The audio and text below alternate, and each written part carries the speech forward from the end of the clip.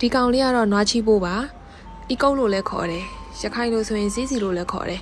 တချို့တွေအဲ့လိုမျိုးလဲကွင်းထဲမှာကိုယ်တိုင်တိုးပြီးစားပြနေတာတွေ့တော့ကျမလည်းစမ်းစားကြည့်ချင်လို့မှားလိုက်ပါတယ်ရောက်လာတဲ့အချိန်မှာအနံ့ခံကြည့်ရတဲ့တော့သူ့မှာအနံ့နည်းနည်းဆူးဆူးလေးတစ်ခုရှိတယ်နွားတင်ကုန်းနားမှာထိုင်နေအဲ့အနံ့မျိုးရတတ်တယ်ကွာ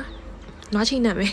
အေးအဲ့လိုမျိုးအနံ့တော့ရှိတယ်နောက်တော့ထည့်ပေးလိုက်တဲ့တဲမှာဒီလိုမျိုးဟိုသားလောင်းအနေအကောင်လေးတွေရောဒီလိုမျိုးအကောင်ဖြစ်ခံနေအနေထားလေးတွေပါပါတယ်အကောင်ဖြစ်ခံနေအနေထားကတော့အထက်ထဲမှာဘာအနှစ်မှမရှိတော့လို့ကျမမစားတော့ဒီတိုင်းပဲပြစ်လိုက်တယ်ဒီအကောင်သားလောင်းကောင်လေးတွေကချီချောင်းလေးထုတ်ပြီးတော့ကြော်လိုက်တယ်ပေါ့ရှင် OPC အနေနဲ့ပဲဘာဖြစ်လို့ကြော်လဲဆိုတော့ကျမအမေကကျမအဲ့လိုမျိုးပောက်ကြရတွေစားရင်တိတ်မကြိုက်ဘူးအဲ့တော့သူ့ရဲ့တခြားအိုးတွေယူတော့ရင်ပြောမှဆိုလို့ဒီ OPC အနေနဲ့ပဲကြော်လိုက်တာပါရှင်ကြော်ပြီးတဲ့အနေထားလေးပေါ့နော်ဒီဟာကတော့စမ်းစားကြည့်ပါမယ်ကြော်ပြီးရဲ့အထိလေးသူ့ရဲ့အနံ့ကမပြောက်သွားဘူး